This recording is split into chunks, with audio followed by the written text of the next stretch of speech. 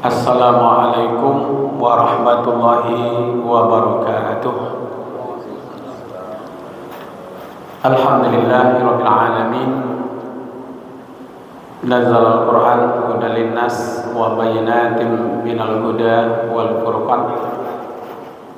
Asyhadu an la ilaha illallah wahdahu la syarikalah wa asyhadu anna Muhammadan abduhu wa rasuluh. Allahumma salli wa sallim ala Muhammad wa ala alihi wa ashabihi ajma'in. Allahumma arhamna wa ahlana bil Qur'an. Allahumma akrimna wa ahlana bil Qur'an. Qala Allah Ta'ala fil Qur'anil Karim, a'udzu billahi minasy syaithanir rajim. Bismillahirrahmanirrahim.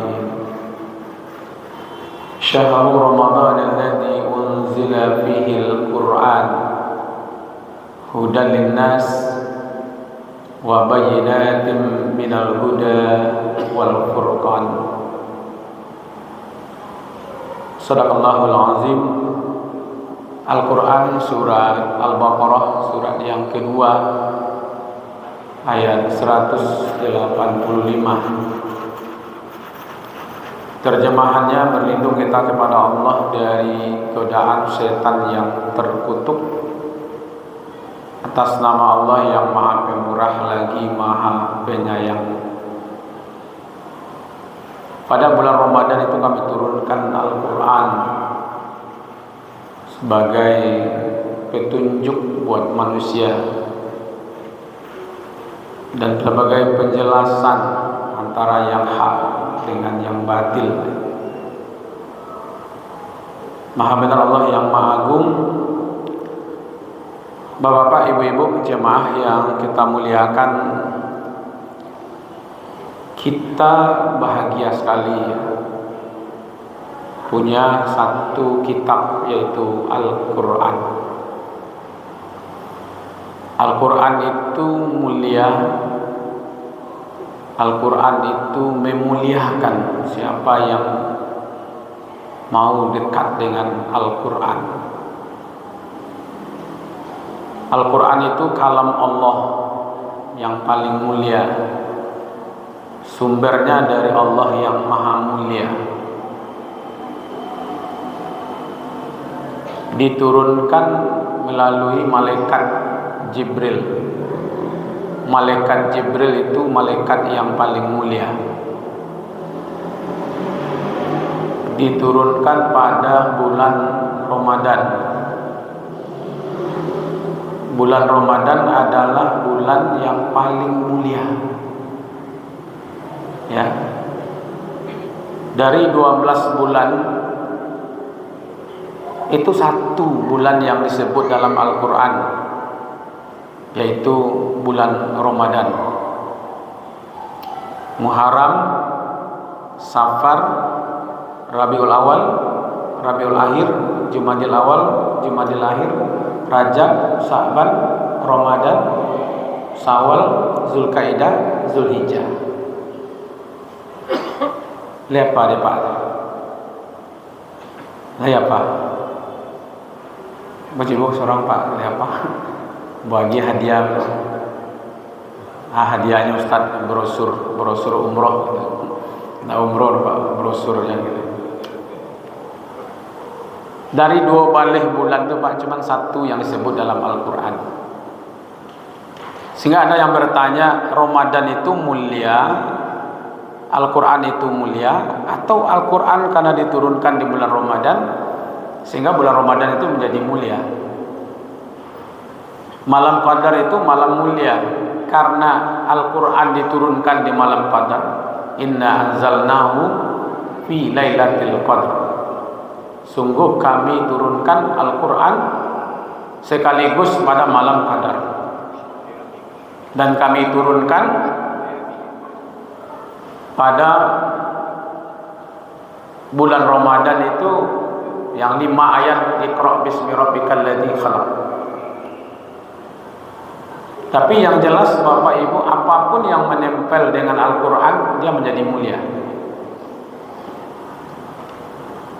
Kertas itu Pak, kertas Al-Quran ini, kalau dia kosong saja Pak, itu bisa diinjak orang tidak masalah. Ya, kertas itu. Malah kertas kosong itu bisa dipunta orang untuk malap paluh Pak, tisu namanya. Ada kertas di toilet, ya kan? Tisu toilet itu malah untuk bisa untuk istinja, ya kan? Karena isinya tidak ada. Gara-gara menempel Al-Quran kepada kertas itu, maka dulu kalau orang tua mengaji Pak, sudah mengaji itu bacium Al-Quran, ya kan? Karena menempel dia di kertas. Kertas itu tabawa mulia. Yo bayangkan karate saja bisa mulia gara-gara menempel Al-Quran di situ. Coba kalau itu dipijak Pak, sedunia orang ribui. Dibakar itu Pak, bukan untuk menyelamatkan, sedunia orang ribui. Ya kan? Itu tandanya Al-Quran yang kita punya itu adalah sesuatu yang mulia dan bisa memuliakan kita. Makanya Buya Hamka itu, ada saya baca sejarah, itu menulis kaligrafi di kamar, dan itu berganti-gantian. Apa kata beliau? Supaya setiap pagi membuka mata, yang pertama sekali ditengok itu Al-Quran. Ini pas buka pagi itu mata Pak nanti cari Al-Quran. Pas mau lalu, yang dicari terakhir adalah Al-Quran. Nah, kalau awak kini apa Pak? Pas terbuka apa tu apa dicari? HP. Beko kalau lo, ambo ragu jangan-jangan beko Pak. Ya. Awak mati sambil maci HP. Iya kan? Nah, kalau HP dalam Al-Quran kan masih lumayan Pak. Iya kan? Bapak Ibu, ada seorang ulama muda Amerika menantang kesucian kitab-kitab yang ada di dunia ini Pak. Mau kitab Vedanya Hindu, mau kitabnya Konghucu, mau kitabnya Buddha, mau kitabnya Katolik, Protestan, Tao, Sinto, semuanya kan punya kitab. Nah, kumpul seluruh kitab suci yang dianggap oleh manusia di dunia ini, buang kalawi sadonya Pak, campan kalawi sadonya, termasuk Al-Quran, kosongkan seluruh percetakan, lalu munculkan kitab itu kembali dalam 3 hari. Kira-kira yang akan muncul yang mah itu bisa diuji Pak. Al-Quran itulah yang ada 30 juz itu mampir di otak, ya kan? Anak-anak ketek-ketek kini hafal Pak. Adik awakku gak payah hafalnya seketek Pak. Dia apa nanti pangka di ujung hilang, tapi di ujung pangka hilang. Karena apa Pak? Karena namanya itu hal memori ya. Mungkin kabel kok lah banyak nang kusik Pak, sehingga dak mau masuknya ke dalam lagi gitu ya. Ya kan? Dia apa satu ayat, dapat pangka di ujung lalu pula. Tiba di ujung pangka lah dia lalu balik. Dapat ayat pertama, tiba pindah ayat kedua. Pertama lah hilang lalu balik Pak. Tapi dia anak-anak Pak dipermudah oleh Allah Pak. Maka itu jangankan satu ayat, satu kalimat, baris saja Pak, barisnya saja tinggal ketahuan itu, ya kan? Itu jaminan Allah tentang Al-Quran. Nah, bapak-bapak, ibu-ibu yang dimuliakan, Ar-Rahman 'allamal Quran. Itu surat Ar-Rahman ayat 1 ayat 2. Ar-Rahman itu siapa? Allah. Ya. Allamal Quran. Setelah Allah, Al-Quran. Allah Ar-Rahman yang mengajarkan Al-Quran. Jadi kalau bapak-bapak ingin berguru kepada Allah, pelajari Al-Quran. Karena Al-Quran itu adalah kalam Allah. Nah, cuman ada yang cepat dapatnya Pak, ada yang lambat dapatnya. Ada yang mudah menghafalnya, ada yang tidak mudah menghafalnya. Ada yang 5 kali saja diulang bisa dapat, tapi udah 50 kali diulang enggak dapat juga Pak. Ada juga.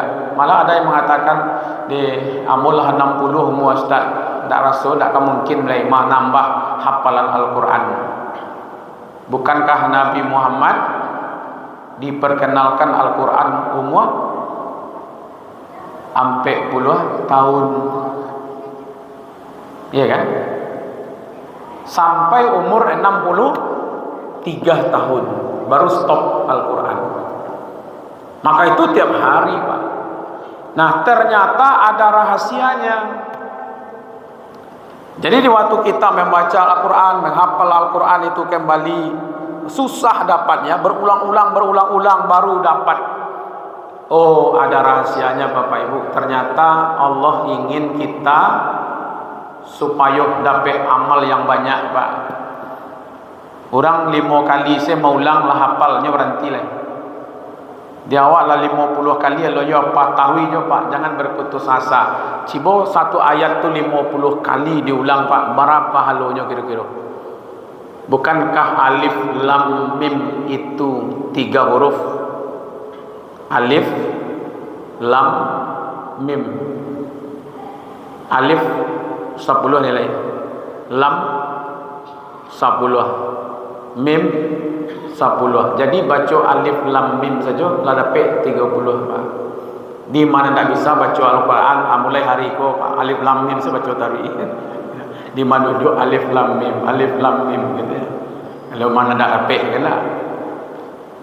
Ternyata kita baca bismillah, ya kan?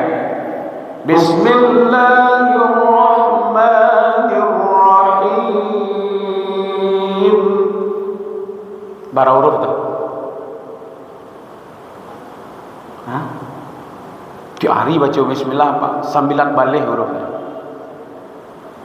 Sekali baca bismillah 9 balik huruf. Kali 10 berarti 190 Pak. Jadi kalau ingin menambah amal-amal yang besar, baca, pelajari Al-Quran. Ternyata allamal Quran. Allah yang mengajarkan Al-Quran itu. Al-Quran dari Allah, kita diciptakan oleh Allah, dan Al-Quran sebagai petunjuk buat kita. Masa iya Pak? Mobil produknya Amerika, lalu Bapak pakai petunjuknya dari Jepang, bagi kira. Mobil diciptakan, dibuat oleh orang Amerika, petunjuknya pasti buku petunjuknya dari Amerika Pak. Kalau produknya Jepang, petunjuknya pasti orang Jepang. Tapi kalau mobilnya Jepang, petunjuknya dari Korea, tidak sama dia nanti. Maka itu banyak sekarang ini yang terjadi Pak. Kalau petunjuknya tidak dari Al-Quran. Oh, disumpah dengan Al-Quran, iyo, tapi di mana diletakkan? Coba Pak cari orang pejabat-pejabat Islam yang bersumpah dengan Al-Quran, di mana Al-Quran diletaknya Pak? Di mana diletaknya? Di atas kepala, atau di samping, atau di belakang? Jangan-jangan di belakang Pak. Patutlah banyak pejabat kena membelakang kepada Al-Quran, ya kan? Jangan-jangan di samping Pak. Nyo kadape dimasukkan ke dalam kepala itu Al-Quran dah, ya kan? Kan wa nunazzilu minal Qur'ani ma huwa syifaa'un wa rahmatul lil mu'minin. Tapi jangan sampai di situ saja. Memang Al-Quran bagi orang yang beriman itu menjadi syifa, menjadi rahmat. Tapi kan Allah katakan wala yazidu zalimina illa khasara. Bagi orang-orang yang zalim itu bisa membawa kepada kesesatan. Jadi Bapak kira ya kan Al-Qur'an ini jangan main-mainkan. Ya. Nah, maka dari itu Bapak Ibu-ibu yang dimuliakan, insya Allah selama kita mau bersama Al-Quran minimal Pak, karena kita ini sibuk ya, saya tahulah orang-orang pasar, orang-orang bisnis itu sibuk. Tapi Anda juga menarik. Berapa hari yang lampau saya mengunjungi hampir 80 tokoh di pasar ini Pak. 3 hari atau 4 hari saya berkunjung. Banyak jemaah kita yang di toko itu sedang asik-asik baca Quran Pak. Ya kan? Ambo datang, Assalamualaikum Ji, Waalaikumsalam. Kira taga dua sedang baca Quran. Kau lakukan kabarah kau. Alhamdulillah Ustaz 8 balik juz. Wah, itu hebatnya Pak. Katiko lelangang, asiko masalahnya Pak. Katiko lelangang kau kini Ustaz bisa baca Quran. Kalau ramai nak bisa baca Quran, kata Allah, alangang salah taruh ijana. Ya kan? Dan Allah tahu Bapak Ibu-ibu, kalau kita ini sibuk kan hari siang ini kan untuk bekerja, berusaha Pak. Nah, sekurang-kurangnya sesibuk-sibuknya kita siang baca julah Al-Quran, enggak malam Pak. Ya kan? Enggak 10 menit, 20 menit. Ya kan? Apa ini malam 21. Ya kan? Karomahnya salah satu di antara yang akan kita gunakan malam 10 terakhir ini di samping itikaf adalah membaca Al-Quran. Nah, di terakhir ini saya mau ceritakan Pak, orang India kakinya cuma satu, sholat malam di Masjidil Haram. Kalau dulu ya, dulu 20 tambah 8 tambah 3 di 10 hari terakhir. Kalau sekarang duanya 5 kali. Sekarang ini di Masjidil Haram 2 5 kali berarti 10 tambah 3. Jadi 13 sekarang. Ya kan? Dia ada diskonnya Pak, 40%-nya dah. 1 juz 1 malam Pak. Kau di Cibolo masih takwa aku 1 juz malam tak lagi tipu orang tenda. Sedang lebih pendek-pendek mau ikut nak hadir saya datang enak. Ya Pak. Mampu dia sholat malam, kakinya cieknya Pak. Iko selalu mau ceritakan Bapak Ibu. Kotok diri awak. Kadang-kadang awak kau yo terlalu lemah. Dia baca Al-Quran jam 11 selesai, jam setengah 12 itu selesai malam. Dia baca Al-Quran Pak. Lamunya baca Al-Quran. Lebih sajam mengantuknya baca Al-Quran mungkin karena lelah Pak. Sudah sholat 20 rakaat. Ya kan? Sudah tu baca Quran 1 jam. Mengantuk baca Quran yang dilakukannya Pak. Nyutaga Pak. Kakinya cieknya nyutaga. Nyutarian baca Qurannya Pak. Kira taga kok untuk menghilangkan kantuk Pak. Maka kalau Pak mengantuk kini putar-putar salah Pak gitu ya. Bawa jalan-jalan ke keliling kau masjid gadang Pak. Mana mengantuk ya nak. Nyebut taga, baca Qurannya sambil taga Pak. Coba bayangkan Bapak Ibu. Bahalah kira-kira semangat orang itu.